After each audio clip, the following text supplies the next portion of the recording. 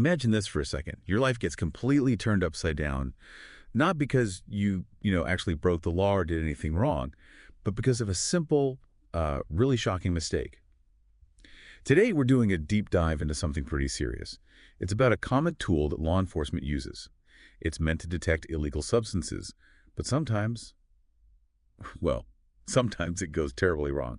And the consequences for innocent people, they can be devastating. Absolutely.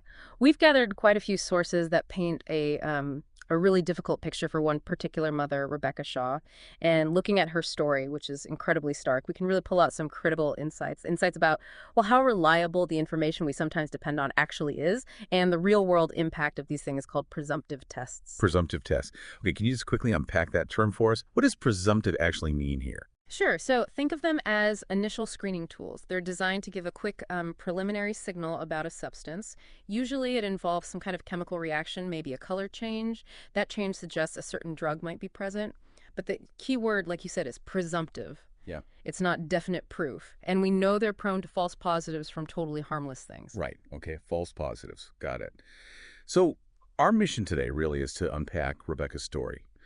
It just highlights so powerfully how vulnerable people can be when, even a basic field test like this fails. And we want to explore why these errors keep happening in the system. You're going to hear how this mother, a mother of 4, spent 5 long months locked up in jail, charged with drug trafficking, all because of one of these, frankly, unreliable field drug test kits. Okay, so to really understand how serious this is, let's get into the details of Rebecca Shaw's experience. Our sources describe it pretty vividly. She called it her perfect storm of hell. And it all started with something incredibly ordinary, didn't it? Like just running out of gas. That's exactly right. She had no criminal record, never been in trouble before, nothing. And yet, for 5 months, she was treated like a hardened criminal. What happened was, a Pasco sheriff's deputy pulls up behind her car.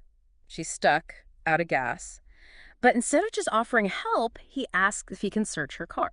And she said yes. She agreed to it. Okay, she agreed, and that's the moment things went wrong. He found some pills. According to Rebecca, she told him right away, they're vitamins.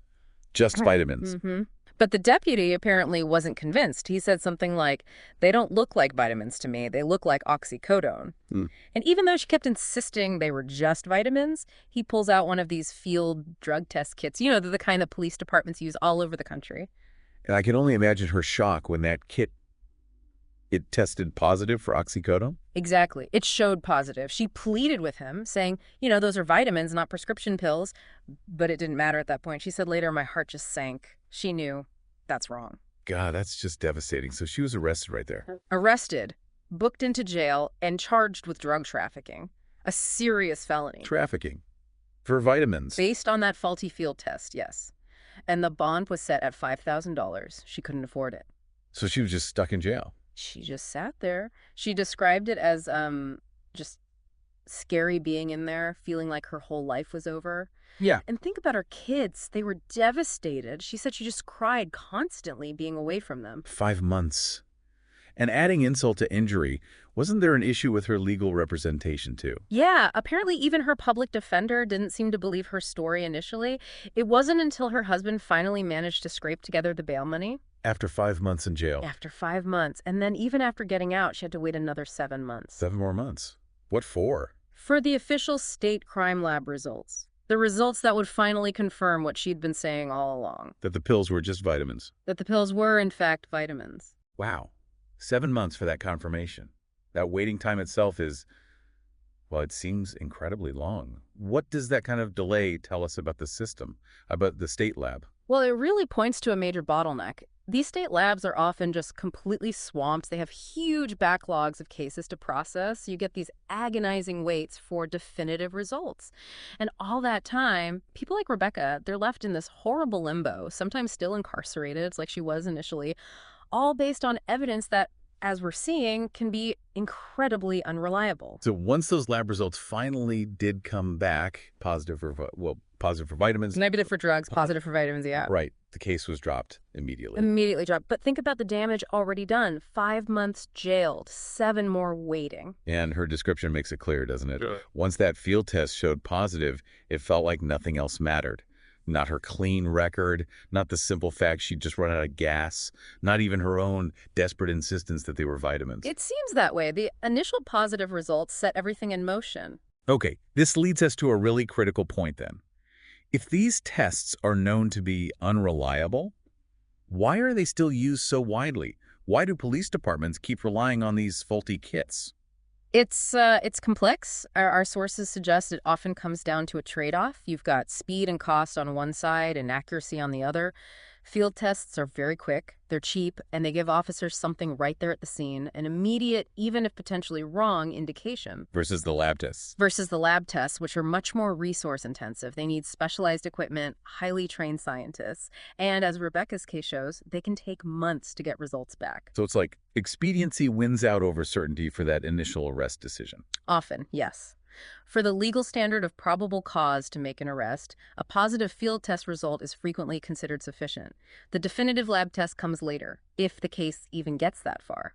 Sometimes plea deals happen before lab results are even back. Which means people might plead guilty to things they didn't do just to get out of the system based on a faulty test. That's a documented risk, yes. It puts people in an incredibly difficult position. The immediate, less accurate tool ends up carrying a huge amount of weight. And what's really striking here is that Rebecca's story, while awful, isn't some bizarre one-off incident. You mentioned other sources. There was an investigation. That's right. A local news channel, 13 Investigates, did a big year-long investigation specifically looking into the reliability of these field drug test kits. And what did they find? Their findings were pretty alarming. They worked with scientists who demonstrated just how often these kits get it wrong. During their testing, common household stuff, things like oregano, believe it or not, chocolate, certain cough medicine. Oregano, like the spice. Yes, oregano, even just the air in some cases. All these things triggered false positives for drugs using the same types of kits. That's almost unbelievable. So you could genuinely have a little baggie of oregano in your car for cooking. And potentially end up in a situation like Rebecca's, yes. It sounds absurd, but the potential consequences are incredibly serious, truly tragic. Yeah, absurd isn't the right word when people's lives are ruined. Exactly. And connecting this back, it's deeply concerning. Despite these investigations, despite the known issues, law enforcement agencies largely continue to use these tests. And the result, as the investigation put it, innocent people paying the price. Their lives are turned upside down, sometimes ruined. So let's just recap Rebecca Shaw's experience, because it really drives this home. She spent 5 months in jail. The emotional trauma for her kids, immense. Then another 7 months waiting for the state lab to confirm the pills were vitamins, which they were. Her case was dropped, of course, but only after all that time, all that suffering. And her story isn't just about her. It's a stark example of this much broader problem.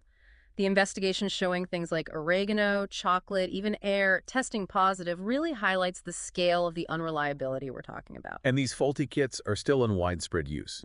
Innocent people paying the price, lives being ruined. That phrasing seems spot on. It does. And for Rebecca, the fight isn't necessarily over. Right, she's looking into legal options now, possibly suing. Correct. She's exploring ways to seek accountability for what happened, for the time she lost, the trauma. It's an ongoing quest for some form of justice for her. You know, this whole deep dive into Rebecca's ordeal, it really forces you to think, doesn't it? It raises some pretty uncomfortable questions about our justice system. It really does. Like, what's our responsibility as a society to really scrutinize the tools and the technologies that authorities are using, especially when someone's freedom, their job, their family, their entire life hangs in the balance based on those tools? Yeah, how do we make sure that the pursuit of justice, which is what we all want, is actually grounded in the most accurate, the most reliable information possible? That's the crucial question, isn't it? How do we ensure accuracy and reliability are paramount, always? It's something we really need to grapple with.